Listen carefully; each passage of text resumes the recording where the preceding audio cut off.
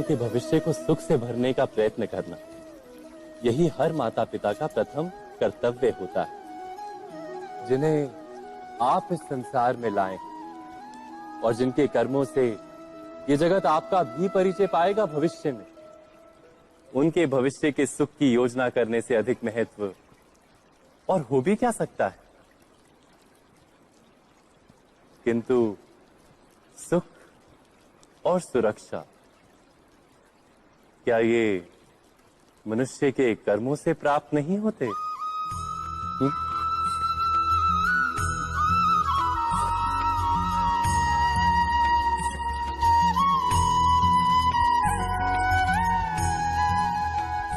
माता पिता के दिए हुए अच्छे या बुरे संस्कार, उनकी दी हुई योग्य अथवा अयोग्य शिक्षा, क्या आज के सारे कर्मों का मूल नहीं?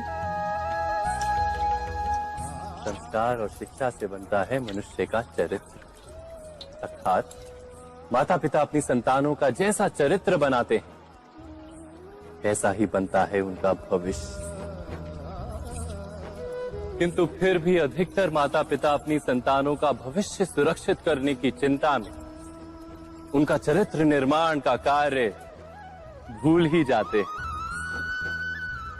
वस्तुतः जो माता पिता अपनी संतानों के भविष्य की चिंता करते हैं, उनकी संतानों को कोई लाभ नहीं होता। किंतु जो माता पिता अपने संतानों के भविष्य की नहीं, उनके चरित्र का निर्माण करते हैं, उन संतानों की प्रशस्ति समस्त संसार करता है। स्वयं विचार कीजिए।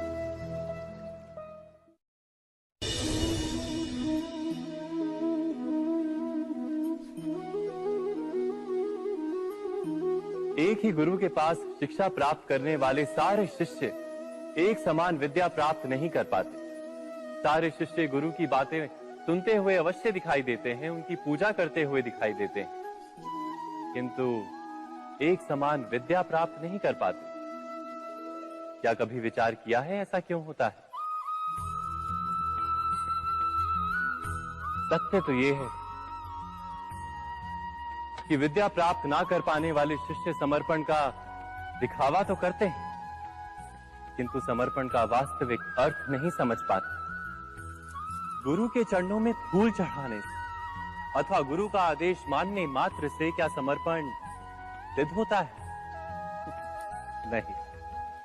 समर्पण का वास्तविक अर्थ है जब गुरु के प्रति मन में कोई संदेह ना रहे, गुरु के मुख से आदेश निकले उससे पूर्व शिष्य उस कार्य को पूरा कर दे। गुरु के विचारों के साथ शिष्य के विचार एक हो जाए। शिष्य जब तक अपने गुरु में ब्रह्मा विष्णु महेश इनके रूप ना देख ले, तब तक उसका समर्पण सत्य नहीं। वास्तव में समर्पण किसी कार्य का नाम नहीं, समर्पण तो हृदय की भावना और मन की स्थिति का नाम है। अर्थात हमारे अज्ञान में क्या दोष केवल हमारे मन का नहीं? स्वयं विचार कीजिए।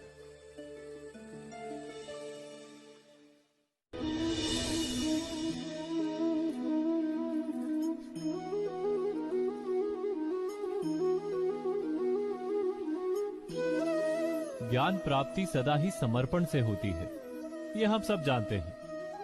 किंतु समर्पण का वास्तविक महत्व क्या है? क्या हमने कभी विचार किया? मनुष्य का मन सदा ही ज्ञान प्राप्ति में विभिन्न बाधाओं को उत्पन्न करता है। कभी किसी अन्य विद्यार्थी से ईर्ष्या हो जाती है, कभी पढ़ाए हुए पाठों पर संदेह जन्मता है, और कभी गुरु द्वारा दिया गया दंड मन को अहंकार से भर देता है। नहीं, क्या ऐसा नहीं होता? न जाने कैसे कैसे विचार मन को भटकाते हैं, और मन की इसी अयोग्य स्थिति के कारण हम ज्ञान प्राप्त नहीं कर पाते। मन की योग्य स्थिति केवल समर्पण से निर्मित होती है। समर्पण मनुष्य के अहंकार का नाश करता है, ईर्ष्या, महत्वाकांक्षा आदि भावनाओं को दूर कर हृदय को शांत करता है और मन को एकाग्र करता है। वास्तव में ईश्वर की सृष्टि में ना ज्ञान की मर्यादा है ना ज्ञानियों की। गुरु दत्तात्रेय ने तो गाय और श्वान से भी ज्ञान प्राप्त कर लिया था। अर्थात विषय ब्रह्म ज्ञान का हो या जीवन के ज्ञान का या गुरुकुल में प्राप्त होने वाले ज्ञान का, उसकी प्राप्ति के लिए गुरु से अधिक महत्व है उस गुरु के प्रति हमारा समर्पण। क्या ये सत्य नहीं? स्वयं विचार कीजिए।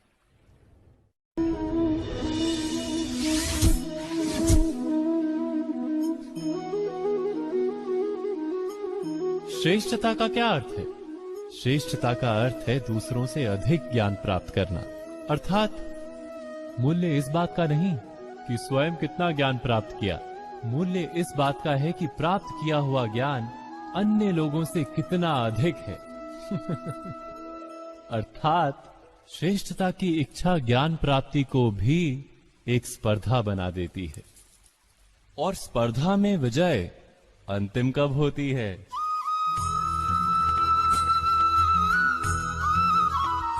कुछ समय के लिए तो श्रेष्ठ बना जा सकता है, किंतु सदा के लिए कोई श्रेष्ठ नहीं रह पाता। फिर वही असंतोष, पीड़ा और संघर्ष जन्म लेता है।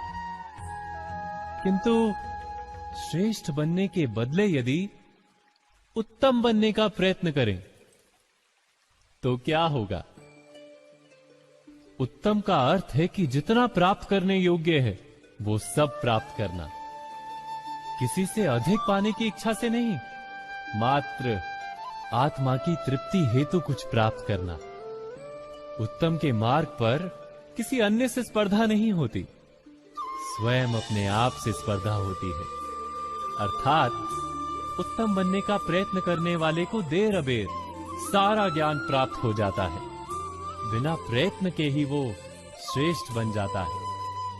किंतु जो श्रेष्ठ बनने का प्रयत्न करता है वो श्रेष्ठ बने या ना बने, उत्तम कभी नहीं बन पाता।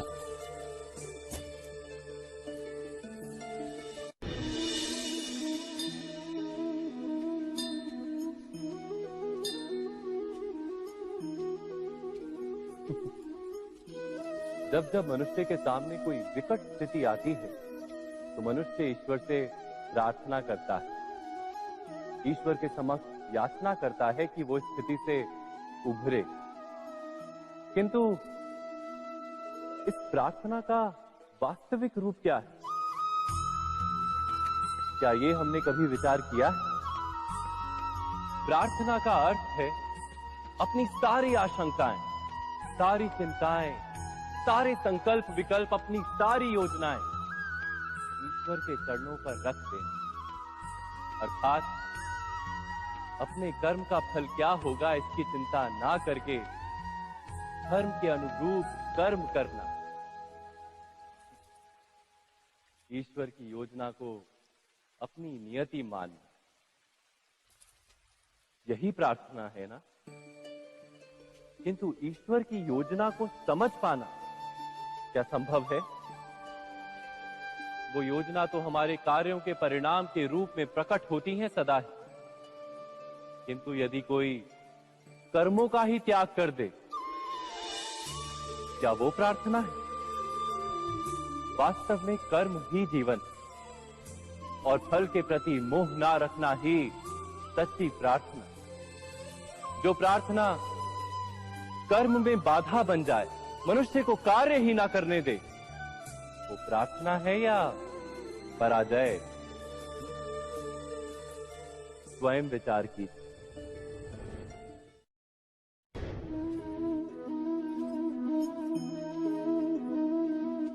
मनुष्य के जीवन का चालक है भय। मनुष्य सदा ही भय का कारण ढूंढ लेता है। जीवन में जिन मार्गों का हम चुनाव करते हैं, वो चुनाव भी हम भय के कारण ही लेते हैं। किंतु क्या ये भय वास्तविक होता है? विचार कीजिए।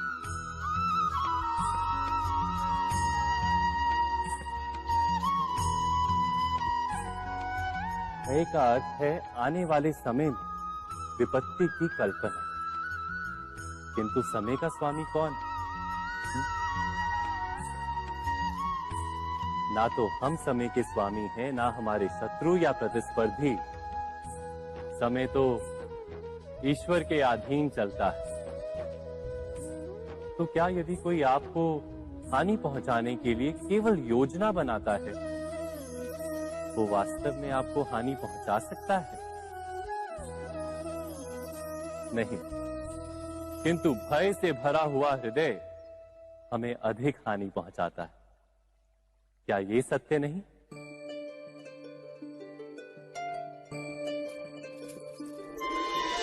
विपत्ति के समय भयभीत हृदय अयोग्य निर्णय करता है और विपत्ति को अधिक पीड़ादायक बनाता है।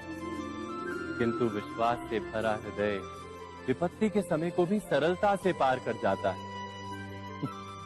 अर्थात जिस कारण से मनुष्य हृदय में भय को स्थान देता है, भय ठीक उससे विपरीत कार्य करता है। क्या ये सत्य नहीं? स्वयं विचार कीजिए।